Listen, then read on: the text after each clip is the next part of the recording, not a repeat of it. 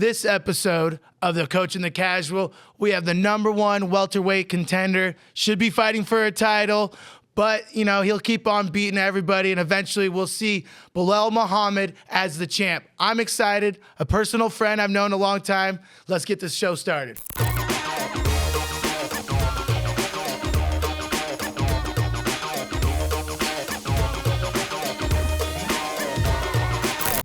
Hell yeah. Well, we'll just get this.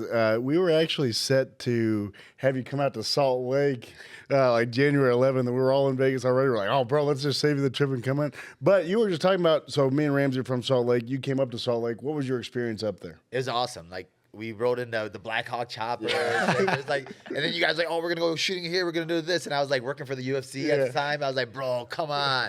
Wait till next time. And then I was like, I got to go back. Dude, Salt Lake is underrated. A lot of times people come out there because like the NBA always talk about it. Nobody wants to come there because it's not like the craziest of nightlife. Yeah. But for me, like, I'm not a nightlife guy anyway. I remember we were out with Jake Shields and it was like 10 p.m. and we had dinner and I stood up. I was like, all right, guys. And they're like, what are you talking about? It's 10. I'm like, I'm going home. Yeah. We're like, no, we're going party. I'm like, no, man. I got to watch Yellowstone with my wife. Yeah. Jake, I mean, we saw Jake last night party too. He's a wild animal, you know. But I always get that from my coach, Lewis Taylor. Like, there was one time me and Anthony Pettis were on the same card and we were teammates. Yeah. And we both won. And then Anthony, after the fight, was like, I got the after party at this club right here. You down? And I was like, I'm going to go get some nachos. Yeah. Go to sleep. And my coach's like, man, you're a lame. Yeah, I'm tired. He's like, let's go out and meet some girls, you know? I was talking with Jake, so like we have he couldn't believe, because I don't drink. I'm from Utah. I'm Mormon, so I don't drink. I don't party. I don't do anything. And he's like, you don't want to go hang out? I was like, nah, man, I just want to go home, dude. He was really surprised. What was he really shocked about? Oh, he was really surprised because I got a nanny. He was like, so you and her? I'm like, no, bro. And he like, would not believe it. He He's was like, shocked that I wasn't doing my yeah, and I was like, nanny, bro, dude. this dude's like a Dagestani level faith guy. Like, you know what I mean? I'm like, he's not going to be. Jake's like, no way. No way. You're bagging her. Yeah. No. Jake's another level. Couldn't bet. Jake is a wild. He is a wild man. That's where I got my black belt from. So, Okay, but speaking, you're from Chicago, right? Yeah. Yeah. Do you know Moneyberg? Yeah. Yeah, okay, so Jake just gave him a purple belt. Hell no, dude. This guy wants to fight I want Moneyberg. to fight Moneyberg, and I'm a zero stripe white belt. I'm fairly confident I can handle my business. Have you ever seen the movie Foxcatcher? Yeah. So Foxcatcher. I'm Ramsey's Foxcatcher. And then he's Jake's Foxcatcher. And we're going to do, me and Jake, we're going to set our Foxcatchers up to fight. I went to his house before when Jake was training him. Like, the guy works hard, and the way that like he mentally brings it in and like evaluates everything is crazy because it's like weird. Yeah. But like I understand. Okay, but real purple belt, yes or no? I mean, I haven't rolled with him recently, but I've seen him. Oh, come on. I've seen him Moneyberg's lose a paying lot your of weight. bills. He's lost a lot of weight. You see how much weight he's lost? I'm like, he has to be working, right? Yeah, he Seems must like a be. nice guy. And if you're working with Jake Shields for how many years? yeah. I see that Belal wants to still go in and Yeah, Belal's still Moneyberg trying to in my get. line. Hey, Moneyberg, I come for another weekend. he'd give him a black belt from the. See, I know the Belal office. opposite. Like, I keep him like down. Yeah, I'm like, personally, I think I should be a brown belt. but I'm always every day. I'm like, no, you're still a white belt. Doesn't matter how many years we've been training. It's just a mentality. You know what I mean? He'll be a white belt forever. Yeah, I mean, my coach still won't give me a black belt until I put the gi on, and I was like, bro, like we don't do gi in the UFC. Yeah. The thing is, the gi was put together because Hoist just wanted to hug another guy in pajamas. Yeah. Makes it easier. So you don't roll gi at all? I used to roll gi a lot, Yeah. and then now it's just like I'm done. Like I got tired of it, and then I was just like, I'd rather do more no gi stuff. What's the main? What's the main? Because Jake said he went into that tournament against a bunch of gi guys and beat them to show it. But is gi a lot harder, or is it just two different disciplines that they don't really translate as well?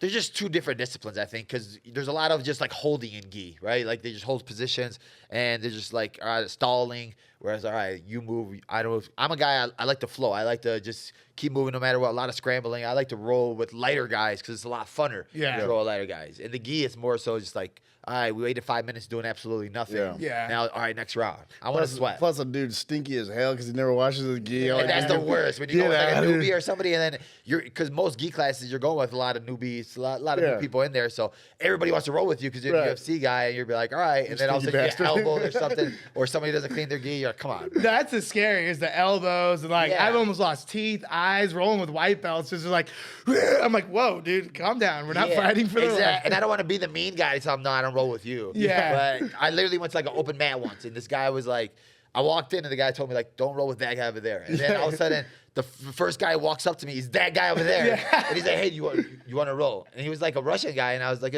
oh no, I'm going with him. And then right after that round, he walks up to me again, you want to go? I was like, oh no, I'm going with him. And he's like, why don't you want to roll with me? I was like, I'm not. This guy just asked me first. He's like, why are you running for me? I said, why would I run for you? I don't even know who you are. And he said, but you're running for me. I was like, bro, like, you need to get out of my face right now. Yeah, well, I'll fight you. I was like, bro, You want to fight for real? We can fight. Yeah, it's crazy. So you You're train out. mostly in Chicago, Yeah, everything full out of time, Chicago but now. you travel around a little bit with your team, right? Yeah, my team, we'll go around. We've been to Vegas. Well, I've been to Sanford some too. I go to Florida. Like, I got friends everywhere, and I'm like cool with a lot of the coaches. And I Yeah. like to learn from a lot of coaches too. So anytime I'm in Vegas, I'll train with Eric Nixick. Oh, yeah. And those guys over there, and just get different knowledge. Coach of the year, Coach Yeah. Eric, he's Oh, he won awesome. it? I think didn't he win it? Did he? Coach of the Oh. year. Yeah, I mean, If he doesn't win it, they should. It would be kind of Yeah, I mean- after the Strickland and the Francis wins, or Francis good fight, but Yeah, you know, no, I mean, But in your opinion, okay, this is what I've been saying. How important is a coach? Because I went to some local AMI fights, and I was yelling in things that the fighters were then doing, and I was helping them more than their coaches. So would you agree that coaches aren't that important to a fighter? no, I think coaches are very kidding. important, just depending on who it is, right? Right, Because there's some coaches out there that do it for their ego. They want to have Yeah. like 50 guys in the gym to say that they're in the UFC, and they're not really like focusing on building your skills. And that's Yeah. why with bigger gyms, you see most of these guys not growing from fight to fight. Me, I'm in a smaller gym. So my coach, after every single fight, he's telling me, yo, hey, you did this wrong, you did this wrong, you did this wrong. I'm like, bro, we won. What are you talking about? But he's holding me gets you accountable. caught on the next yeah, one. and he's telling me, yo, we got to fix this. So the next guy is going to be a harder test for you. And you need those type of coaches. But in the bigger gyms, you're just waiting for that check. Oh, I got 5 UFC fighters on one card. Cool, 2 of them won. I don't really care if the third one lost because I'm going to get half a check from him. So it's all and good. it becomes like this. I mean, that's a big thing. Everyone always asks like why I didn't really like big camps, you know. And I was like, you get kind of lost in the mix. Well, I always believed it should be like a boxer. Yeah. Like you go to a boxing camp, they don't have like 10 pro boxers. You know what I mean? There's the Yeah. one champ, and then everybody's helping that one guy get better. And now that there's money in the UFC, before when it was all broke, we all had to work together as a team. Yeah. Just the split costs. Now I'm like, well, if you're making $1 million a fight, you can put, you know, a couple hundred thousand. bring the into- right training partners. Yeah. And the guys that are just going to focus on getting you better. Exactly. Because every opponent you fight has a different style. So you don't want to just go with, well, all my training partners are righties, but I'm fighting a lefty. What's the point? Yeah. Me, my guys are, all right, you're fighting a lefty, we're a lefty. You're fighting Wonder Boy, we're going to have to watch karate videos right now and be Wonder Boy. Watch the Karate Kid and shit. Yeah. And do you feel like that's helped you like grow quite a bit, like having that small team so you can like kind of Yeah. all bounce off? And I mean, you and your coach Lewis are like Yeah. super close, like kind of best friends, do everything together. Yeah, we've been together from the start. And, Yeah. like, that's another reason why it's like you want to have the right people in your corner, especially when you start getting success. Yeah. That are not just with you for that check, because he genuinely wants to see me win. When I lose, he loses. Yeah. But, like, he's seen me at my lowest lows and my highest highs, and he's never let me get too big-headed or too low, even when I lose. Like, yo, hey, enjoy the journey. It's part of the process. And he's Yeah. been through it all. So I might come up, all the steps that mistakes that I would have made, he made sure I didn't make those mistakes because he already went through all that. He already made the mistakes for you, he's and like, that's "Oh, we yeah. can skip this and go straight to here." And I'm like, all right, cool. Is it tough though? I mean, you're not only in the show, you are the show. I mean, you're going to be fighting for the championship next. It looks like. Is it hard though? Do you ever feel like? It sounds like he's been great, but have you ever outgrown a coach where when you were first being coached by him? Yeah, he was way above you, but you surpass him, and now. Is it a hard realization that, okay, that guy didn't keep advancing while I was advancing? Sounds like not the case with your main coach, but other coaches or other training partners? I mean, I've had training partners like that, but luckily I've had some really great coaches where I've always learned from them and kept with them. I've only had, like, he's been with me since the start of my career, and I've went to Rufus Sport in Milwaukee, and I trained down there with Rufus, so I picked up a lot from them. Now I'm with Mike Valley in Chicago, so I never really went, like, from gym hopping, and 5 different coaches, but I've had training partners where I realized, like, all right, this guy, you know, you had that training partner when you win, he's like clapping, but when you lose, he's like telling everybody, hey, you saw he lose? He did that. And the fake people. That's my biggest thing is I'm a genuinely person, so I want genuine people around me. Dude, So I it's wanna big set in this that. industry, though, right? Yeah. And it's kind of like one of the guys one time was telling me it's called the prisoner dilemma, where everyone in prison wants everyone to be worse than them, you know, and that's why prison's terrible. And I'm like the Exactly. same thing with fighting. Like, oh, why don't you guys unionize? Well, everyone hates each other. Why don't you guys work together? Well, everyone is rude to each other, you know? Yeah, and you start realizing, you're like, bro, I thought we were friends. Yeah. But you're talking trash about me that I lost that fight to this guy or Like that guy. Colby Jorge. Yeah. That's the one, I think, the best example, quote unquote, best friends turn to, training partners. But that's like one thing I've always learned is like your training partners, you automatically get a close knit with them. Yeah. But then I always thought those are my best friends, my really good. But then I realized I'm like, no, my friends are actually outside of this world. Yeah. Some of my friends are in this world because just the same way you make friends anywhere. But I don't know, just because me and someone train a lot together and we're really close doesn't mean we're friends. Well, Yeah. that's actually even a good transition right there, talking about the trash talking stuff, because it seems like you've kept yourself. I mean, you're just a genuinely nice dude. One of my favorite, dude, that video of that you were standing next to that one belt or something, and the kid came up like he was going to take a picture with you, and he's like, "Oh, I just wanted with the belt," and you were just like, "Oh, okay." You're just such a nice dude. And Kyle's not a nice guy. He'd be like, fuck you, Like, you little "Okay, kid. you piece of shit." Yeah, But he really is. He's a fucking, he smiles, but he's yelling at evil. dealers all night. Like, Yeah, "Oh, he you was piece like of shit." literally like harassing him. Yeah, spends enough money to harass dealers. But you're just a genuinely nice dude. You never had to engage in the being a heel or the trash talk. You've let your fighting do the talk. What's your opinion on these guys who, I mean, I don't want to harp too much on Colby, but all these guys that just do trash talk that's so obviously fake. I mean, last night Colby at the press conference is like, "Oh, I'm just a character, bro." After he talks about his dead dad in hell, you can't do that. Yeah, honestly, that was pathetic. There's playing a role, and then there's not playing a role. Like, that's not playing a role when you're saying something stupid like that. You're just looking to, what could I write down that would be so vile that would get him to do something, we're in the Twitter world now that's going to get headlines. Yeah, how many hits and likes Yeah, can I that's get? like pathetic. Yeah. It's like, because at the end of your career, when you do have kids or something, you look back at it. What are you going to be known as? Or what's your legacy going to be known as? Yeah. His legacy is going to be known as, a terrible trash talker, but saying some dumb, terrible stuff. Like, when Chael Sonnen did it, it was cool. Yeah, Like, funny. He Yeah. was I didn't even witty know with they had it. internet. He Yeah. was smooth with it. Even McGregor, when he first started, he was so good with And it. then he went. Yeah, I went he with the got too much Khabib one. He kind of was like, Yeah, you could tell. but I think that was a little bit of the cocaine. Yeah, a little bit, a lot of it. Yeah. Yeah. He's throwing fucking dollies through buses. Yeah, Now, that what do was you mean I'm not coked out? I'm not good, man. Come on, bro. Yeah, but like, it's teaching like the younger generation of new fighters to think that they have to be that way. Like, I'll see guys on local cards where they want to get in each other's face and be like, bro, there's like, Why? Yeah, there's like Yeah. 500 people in the audience. Yeah. you guys are doing this for free. And half of them are your families, you know? Yeah, like, come on, dude. Stop giving your energy to the Your wrong mom thing. doesn't want. You And sold tickets at like raffles. Stop doing that. the grandmother's in front, like, yeah, Your Kick his grandma's like, ass. fuck them up. just bleed. Give him the old dick twist. Yeah, I was like, bro, stop giving your energy to the wrong things. If you're not a good trash talker, don't fake it. Obviously, Kobe has a writer that's probably writing, and he was trying to get under Leon's skin this whole time. I feel like, and nothing was working. And Leon was just trying to stay calm, cool, collective the whole time. And hey, brush it off. And then he said that, and I think that got Leon triggered for sure. Yeah. And you saw it even yesterday when he was giving his little speech at the end at the weigh-ins. Like, he was shaking, Leon, when he was talking to Joe Rogan. Yeah. And like, you could tell he's fired up. Yeah. That could be a good thing or a bad thing for a guy like Leon, because he's a slow starter. Yeah. Yeah. And now if he's coming out there like, all right, now I want to go out there, I want to hurt Well, we this saw guy. what it did to Jose Aldo, right?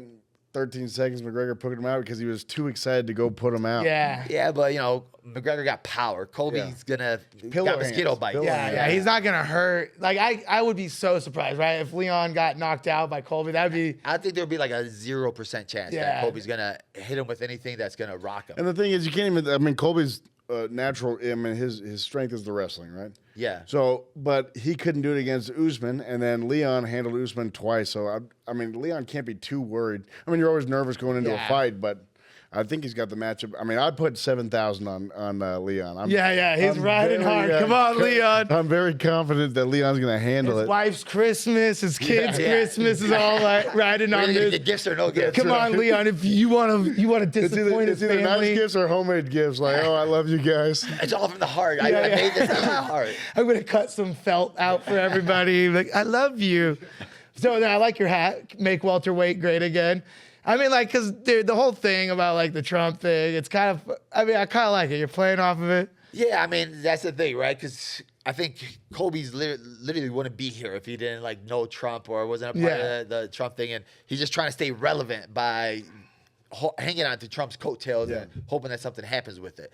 But for myself, it's like, all right, well, let me wear this hat, make welterweight great again, because in a division that's stale, super stale. Why? Yeah. Because the champion fights one time a year. The guy who they're giving a title fight was sat out for 2 years. Hasn't beaten anybody. His last wins are against Robbie Lawler on a 3-fight losing streak, Woodley on a 3-fight losing streak, and Masvidal on a 3-fight losing streak. And then before that, Usman, I mean, like, he had a great run, but he was kind of hand-picking a lot of his... People keep talking about Usman as one of the GOATs, and I'm like, bro, who you beat? Masvidal twice, you beat Kobe twice, who didn't deserve it. Masvidal didn't deserve it. Masvidal beat him on like 8 days. And then you beat Gilbert Burns. So I'm like, when you're looking at resumes, my resume is Wonder Boy, Damian Maia. You got Gilbert Burns. You got Vicente Luque. You got undefeated Sean Brady. And it's Sean Brady. I mean, that right there, when you beat, I'm not going to lie, I was nervous for that one. And when you came out and got him, like, fuck, man, Belal is the truth, man. And it takes that type of thing. You know, after I beat him, people were like, oh, well, Sean's not that good. And then he goes out there, dominates the Gaslam. You're like, oh, well, Sean Brady was just sick that day or something. Like, bro, you guys want to keep giving excuses, but I'm the best welterweight in the world. I'm dominating every single one of these guys, and they're all different styles, right? Why do you feel, though, like you don't get that respect? I think it's just I think it's a lack of mob mentality, right? People, they see one person starts hating, so they all want to just join into the group. I was in London once, and I was out there doing like a Q&A, and the people were booing, and then this old lady met me at the hotel. And she was like, oh, can I get a picture? And then we just talked for a little bit. And she was like, you're so nice. Like, I don't know why I don't know why I was booing in the crowd. Oh, she was booing you? Yeah. I was like, why were you booing me? She's like, I mean, everybody else was doing it. Like everyone else was doing it. Yeah. I was like, what do you mean? Come on. But that's just what it is, right? And we're in the Twitter world now where everybody's faceless. And these people have never accomplished anything in their lives. So they see somebody like me who's just a normal guy who just works twice as hard as everybody else and is working his way to the top. I wasn't doing martial arts since I was a kid. I started at 23 years old. I had 2 years of high school wrestling.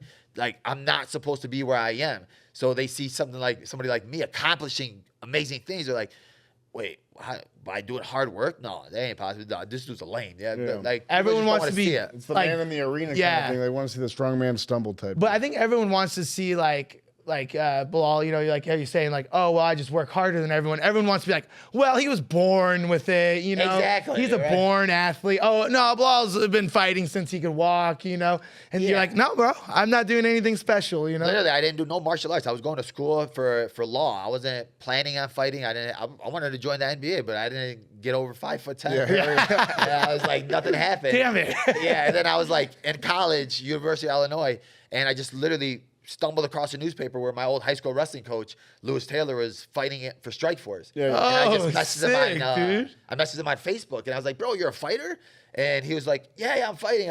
My gym's right here. And it ended up being like near my mom's house. So whenever I'll come home on the weekends, I'll go down there, train with them for a little bit. So I'll go weekends. And then I just started falling in love with it and just learning from it. And then I got like addicted to it. So then once you have your first amateur fight, it was a terrible fight, but I won. You won? You get your hand raised, and you're like, man, I love this feeling. Like, let it hit those veins. Come on, I need more. Yeah. Okay, well, if you started at 23, we only started rolling like 6 months ago. What was it like the first time you got kicked in your shin? Because Ramsey kicked me in my shin. I couldn't walk for days. I haven't trained it up on bamboo sticks my whole life growing up. So I was like, dude, I could never be a fighter because I don't want to get kicked anywhere. It's terrible.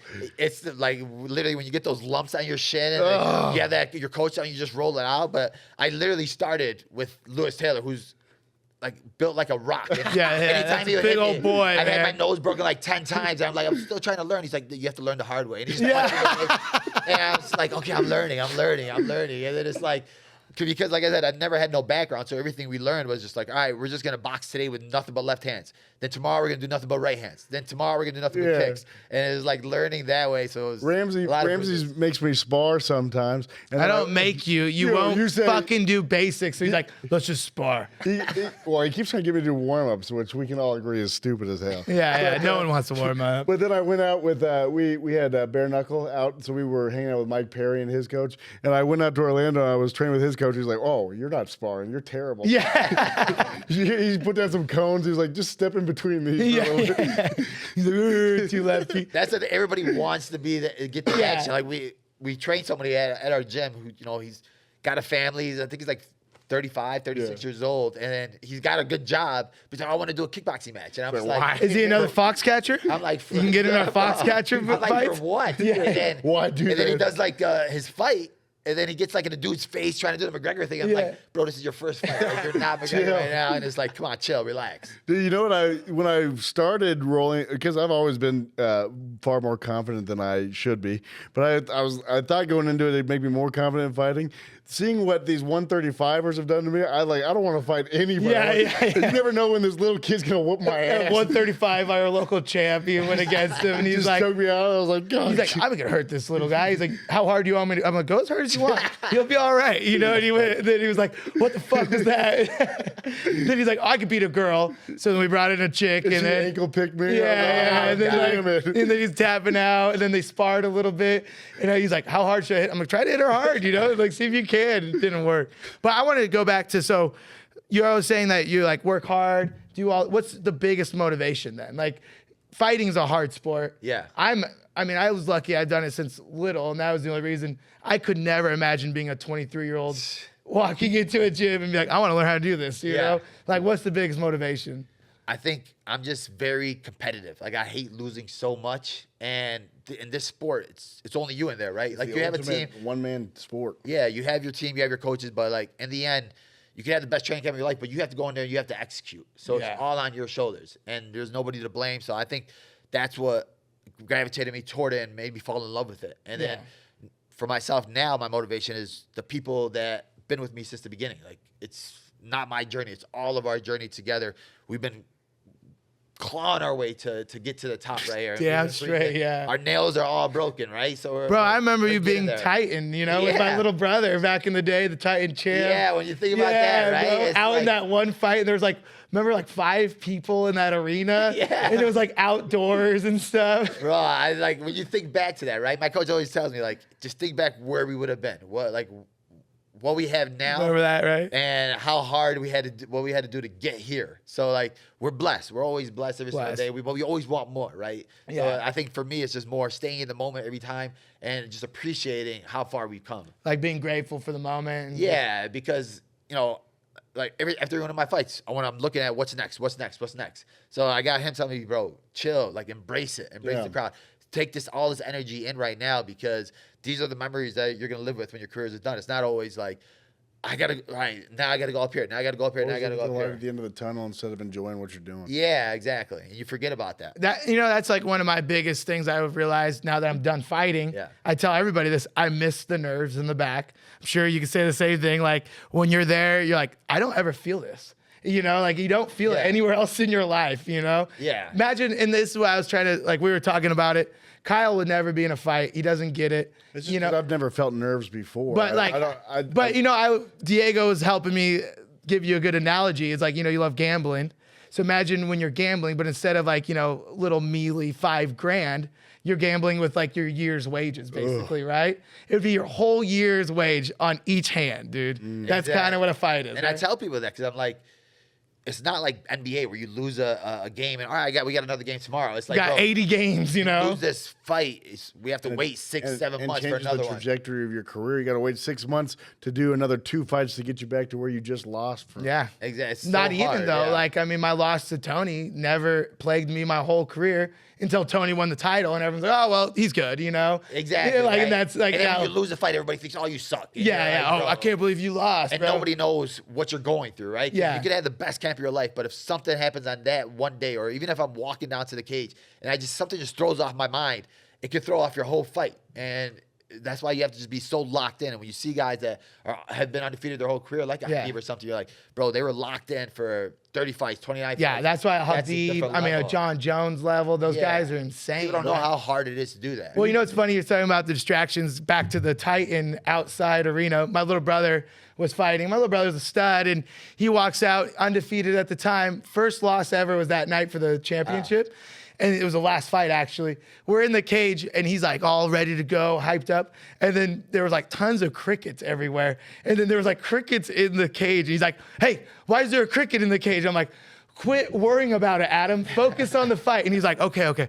So shout. And he's like, look, there's another cricket. And I'm like, there's going to be lots of crickets. You know, I was like, we're outside, man. Just like keep going with it. Like, I'm like, fucking focus. So then the guy shoots a double leg on him. And my little brother turns and gives up his back because the guy was taking him down where the crickets were. And he didn't want to. And then he's like, I didn't want to smash on a cricket. That'd be kind of gross.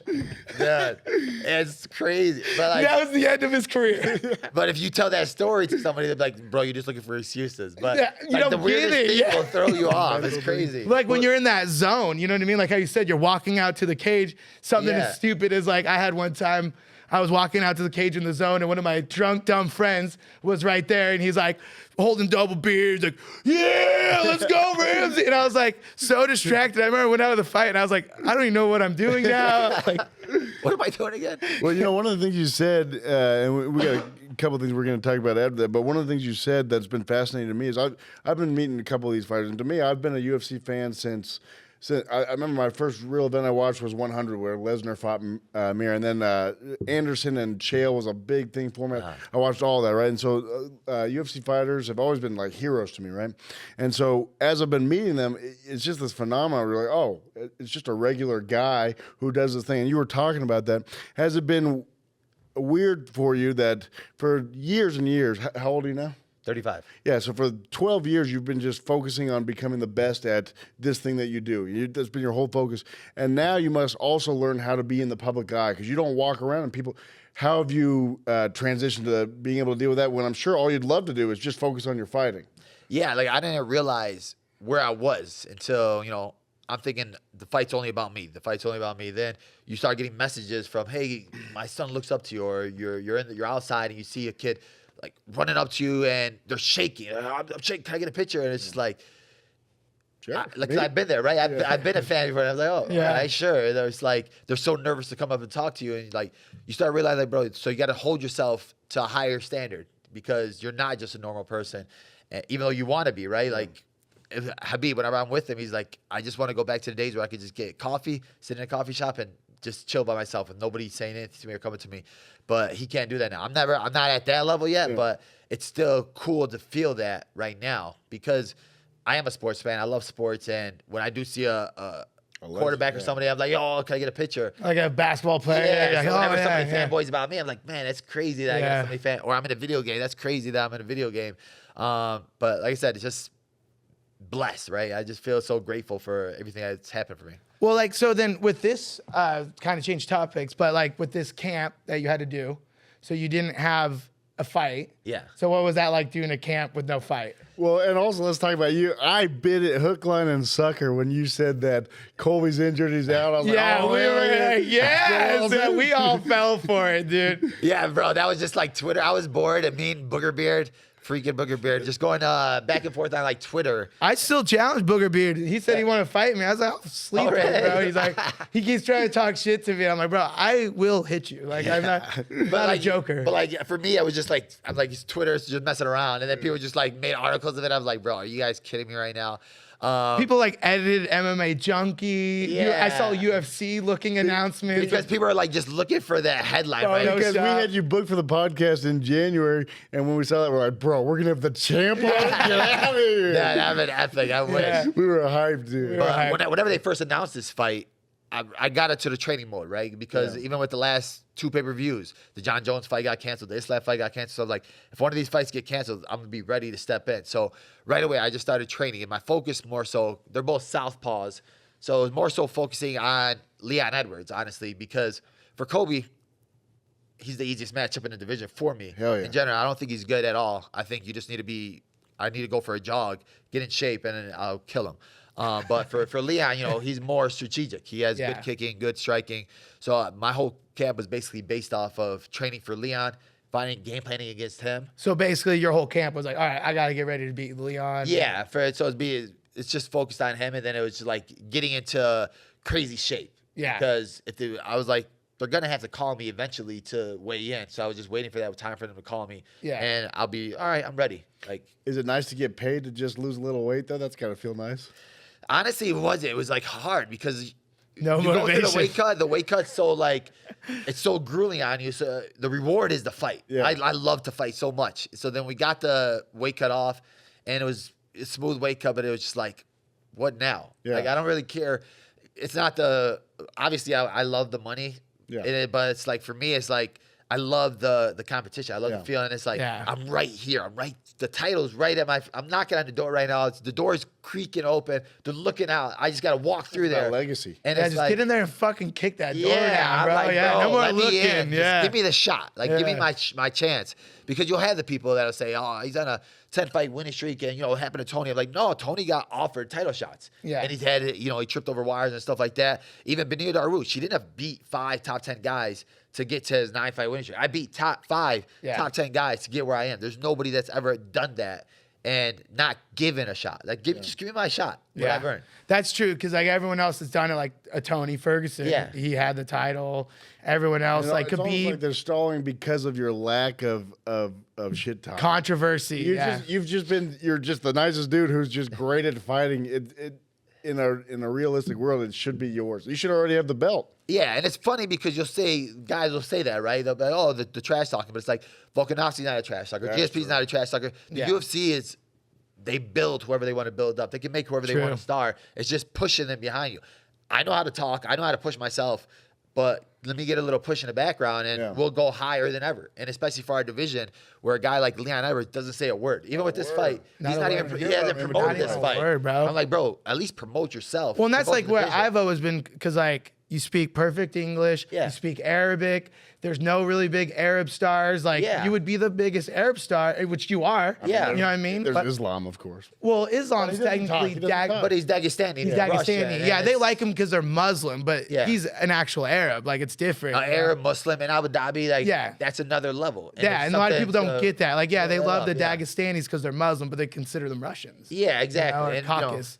for myself, I don't even see it as that. Like, who was it? Weidman and Cormier yesterday were like, well, I don't know about star power. I'm like, bro, Weidman wasn't a star before he fought Anderson Silva. Yeah. Like, it takes that one fight to move you up the echelon, right? When they came out with the pay-per-view numbers for Holloway and Poirier, it was like 100,000 pay-per-view buys. Yeah. They did. You're expecting them both to be huge That stars. I was at that fight in Atlanta. That was the Yeah. same night that Gastelum fought Adesanya. Yeah. Oh, yeah. And Two like, Barn burners. and it was like One of only the greatest 100,000 fights pay-per-view ever, buys. yeah. So people will say like, "Oh, you got to sell pay-per-views." Like, who's selling pay-per-views besides the John Jones or the McGregor? There's Connor, not these yeah. guys. Even Volkanovski and these guys, they're big names, but they're not. They're not pay-per-view selling. stars. Yeah. Like, So, what was the other one the other day? Like the Volk Islam fight. Yeah. Like, that was pretty big, Yeah. but still it wasn't like, you and then know- they go a million pay-per-view. Yeah, buys. Like, exactly. those While days if it was are anyone over. else, like Habib, it'd be, It'll be different. Different, yeah. So people keep using that excuse that, oh, well, it's this, but it's like, stop going back to that excuse because it ain't Well, real. when I actually got into the UFC back, a long time ago, we were at the Ultimate Fighter tryouts, and that was one of the reasons they liked me and were willing to push me with a little bit of fights because of my Middle Eastern descent. Yeah. So they're like, we don't have any Middle Eastern fighters. We've never had one. So that's why I'm always confused when it comes to you. I'm like, they wanted to push me. star, yeah. You know what I Yeah. mean? So I'm like, what would be your if you had a Yeah, that's guess? the thing, dude. You're so well spoken. You're not cringe at all. Sorry, I'm not trying to hold. Yeah, But it's just, it's such an obvious go. You know what I mean? That's what I'm like. It's really confusing at this point. Yeah, but for me, I always put it as everything happens for a reason, right? I had to go the long road for a reason, and Dana guaranteed me the next title shot after beating Gilbert Burns on 3 weeks' notice. So we'll see tonight what happens, how everything goes. I don't see them, going past their word. So after that, they'll understand what they have once I win the belt. I feel like they'll be like, oh, dang, we had this the whole time. We had a diamond. Yeah, what the hell are we doing, Bro, man? we're so stupid, Yeah, man. we wasted Come all this on. money on Leon and Colby, you know? Exactly. Yeah. Do you Looking feel like, you Cartman. talked about how you're a sports fan? Is it for me? It's been hard to meet fighters and then watch them go fight because now I'm like, oh, he's a nice guy. I don't even want him to fight anymore. I'm like, oh, as a sports fan, is it hard for you to make friends with these guys and not want them to go fight, or just as fighters, you're like, oh, he's gonna love it anywhere? I mean, what's your mentality seeing friends go into the cage? Honestly, I get more nervous when I see my friends going into the cage than when I do because I can't go in there and I can't help them. Can't help. And it's like I have brothers and stuff like that. And obviously, if one of my brothers fights, I'm going to be right there with them. So, like, when I have teammates go fight and they're like, could you corner me? I was like, all right, I'll corner you. But it's like my heart's beating the whole time because I'm more nervous because I want to see your friend get hurt. Yeah, I can't help them. And I know how hard it is to get there. And I know how hard it is, how easy it is to get finished or lose a fight, and it doesn't matter. There's nothing owed to you. You could have. I trained 6 times a day for 8 weeks straight. Yeah. I ate the perfect meal, and you can still go in there and get knocked out in 1 second just because you zigged when you should have zagged. Yeah. That's how like ruthless the sport is. But it's Game like, of inches, millimeters. people don't understand how milliseconds. easy Yeah. it is. Like Aspinall tore his ACL, and then all of a sudden he comes back and he knocks out Pavlovich. Exactly. And it's like, you'd Well, never even know like what the with way you, to you do. had an early loss to Like. Yeah. And then, I mean, he just threw that right hand that happened to catch on the Exactly. button. And then you Yeah. came back and showed like that was kind of a fluke. you know? Yeah, and like you tell yourself, like that's the scariest thing, right? Because you'd be like, "Was it a fluke? Like, Oh, does yeah. it just hit hard? Do I not have a chin?" And You're like worried going in wondering- that second one? Yeah, because you're like, if I lose to this guy, then I'm not gonna. Because I'm here to be a champion, right? I'm here to be a champion. So if I lost him, I'm like, there's no way I'm gonna fight for the belt. So this is gonna be my last fight, probably, if I lose to him one time. Speaking of Vicente, what is your opinion? Do you believe that it was a real case of pneumonia that put Ian Gary out, or do you think Oh, yeah. do you think he's trying to avoid some media at this current moment in time? I mean, honestly, for me, like I would have thought that he was faking it, but I've had 3 of my coaches all got super bad flu while they were down here, and it was like we went for a jog on Wednesday morning, and then Wednesday night we were going to train. They're all like shaking, shivering in bed. I'm like, bro, what? Get the fudge out of here! Yeah, get I was away like, from me, yeah. I got to put them in a hotel. Right? I think- it was suspect time. Ian I know. Gary's had a lot of bad media lately. I think it's just like though suspect timing, bro. You're like, like he's not gonna come all the way and miss out on a 6-figure paycheck. Exactly, and I thought it was a good matchup for him. Yeah, and that was too stylistically. good of a matchup. Like, you know what I mean? Like, Yeah, and then like he just seems like the weird type that like probably loves the attention, right? Yes. Because he's recording his whole life and he's posting all this stuff because he wants that attention. Yeah, he wants everyone to know about his His personal. wife's girlfriend. Yeah, his wife's boyfriend. yeah. wife's boyfriend, yeah. it's Ex-husband, boyfriend. Yeah, he wants it. And that's where I was like, at the end of the day, I don't like to give it attention. And I'm like, who cares? That's what they want to do. And Yeah, if and, they and want to that's, do it. the annoying part is like I hate when people bring in family and stuff into like Yeah. trash talk and stuff. Vicente wasn't even doing it. It was just you had the Yeah, other he even guys. said he would actually, he's like, if anyone wants to talk shit about Ian Gary, I'll fight him. Yeah, And I was right? like, dude, that was kind of cool. Yeah, you but know? that's and when I fought Vicente, he was like the nicest guy. Like that's the thing about my next fight. Like my last 4 fights, who was it? It was like Damian Maia, nice. Wonder Boy, nice. Luke, nice. Gilbert Burns was nice. And it was Yeah, like, all the nicest guys. oh, in the so now game. my next fight's gonna be somebody I hate, like a Kobe Cubs Yeah. or Leon Edwards. So it's Do you hate Leon?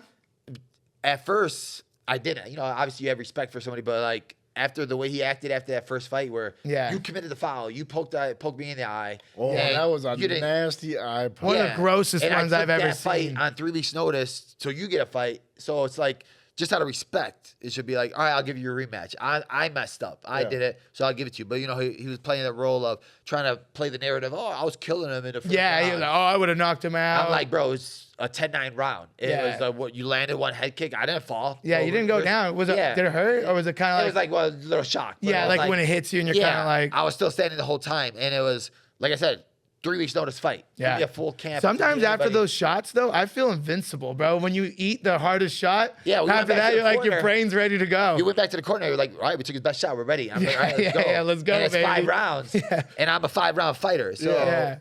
people just want to look for that excuse and play that. And I was like, bro, shut up. You guys don't know what fight it is.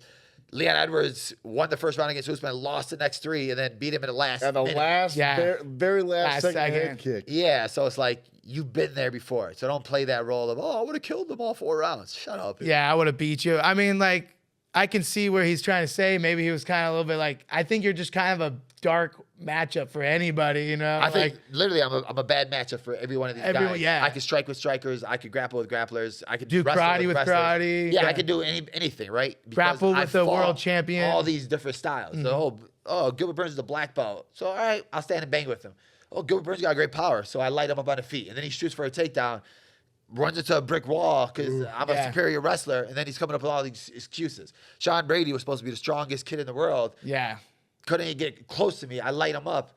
And why? Because I don't need to grapple with you. I didn't have to shoot my last 2 fights. You honestly do whatever you want. Yeah. That's what I was saying. When I watched that fight, I was like, oh, shit. Yeah, bro. I pick and choose what I want to do. Like all these guys, they we have need to more fight of a this specific below way. in the media, bro. Yeah, he'll do whatever the fuck he wants against anybody he wants. Anywhere, bro. anytime. Anywhere, anytime. But Yeah. you really do believe it, though, right? Yeah, I do. I literally think I'm the best fighter in the world right now. I agree. IQ-wise, stylistic-wise, I could do anything I want to do in the cage. Anything to anybody. And Yeah. and I think like we all been, I don't know, like at one point, like you said, once the push happens and everyone's like, the UFC just says, hey, Belal's unbeatable anywhere, everyone would be like, yeah, that's true. He's better here. Compared to being like, well, you know, Belal has this, you know what I mean? It's such a weird narrative. Yeah, because even for myself, I'm always looking at, I want to fight the best guys. When Hamza came in the cage, I wanted to fight Hamza. Yeah. And I'm asking Okay, for him but right hold away. on. Hamzat is a scary dude, but no gas tank, huh? The way he went against Kamaru on 8 days' notice, he has no gas tank. But that first round, Hamzat is a scary dude. I think he's probably like the best first round fighter in the UFC. yeah. But that's something we saw. Like I'm a guy who I love to break down fighters. I like to break down tapes, analyze guys. So like I always say, how would I fight this guy? How would I? So like I've seen all this stuff before, but people start noticing it later, right? The UFC puts you into the cage. They want to hype you up right away. Oh, this guy's a robot. He runs through everybody, kills everybody. But now everybody's like, oh well, he gets tired. He does this, and it's like. But I also think though that like everyone was taken away from Usman on that fight. Everyone's like, oh well, Usman. I'm like, Usman is one of the GOATs, and I think he showed why he was so good. Yeah. You know, gave up size, gave up everything, and he still was in that. Bro, 5 rounds, he might have won. Yeah, I mean, Usman's tough. He's a champion, right? And Yeah. I think his biggest attribute is his mental strength. He's never going to give up on himself. Yeah. And after a first round like that, where you're dominated, have your bag taken the whole time, you say, all right, I'll make the adjustments and readjust. And he came back. He looked great.